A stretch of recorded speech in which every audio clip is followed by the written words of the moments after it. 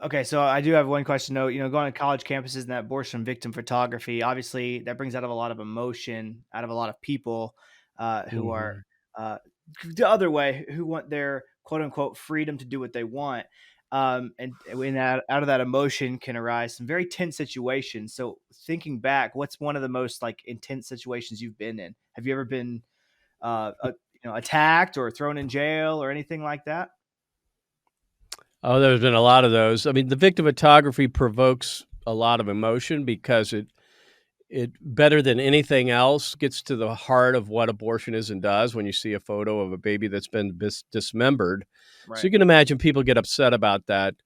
I've had a lot of battles over the years. I guess the one that probably stands out is in 2017 when we went to the Women's March after the the inauguration of Donald Trump.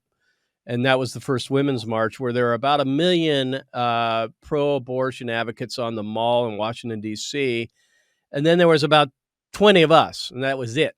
And we were surrounded by them for several hours.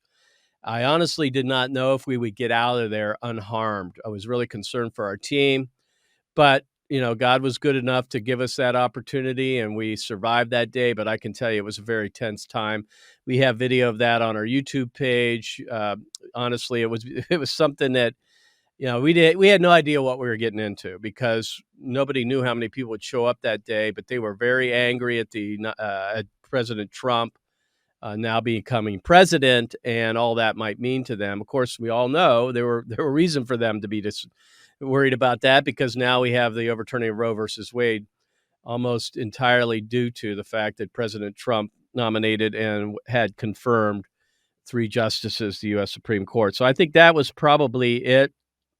Uh, I've had other places in which I've been jailed. I can recall one where I went to New Mexico to fight a ban on to support, sorry, a ban on abortion at 20 weeks in the city of Albuquerque. And I was at a voting center, and then voting centers usually have these 500-foot buffer zones. But this one was in a strip mall, and in a strip mall, those buffer zones shouldn't apply because there's all these other storefronts and different stores and things around the voting center. And so I was outside the 500-foot line, but the police told me that I couldn't be on the property of the voting center, and one thing led to the other, and I ended up in jail for a night. I've rescued. That means I've blocked the doors to clinics. I've never been arrested for that actually, but I've gotten up and before the third warning. I've gone to the edge on that. I've never been put in jail for rescuing, but I have rescued. In other cases, I've been sued, all the typical stuff. If you're gonna press the limits and try to provoke people to confront the issue of abortion, you're gonna run into problems like this, and it's kinda like goes with the territory. So, not that I'd ever seek to be arrested, but sometimes, that happens.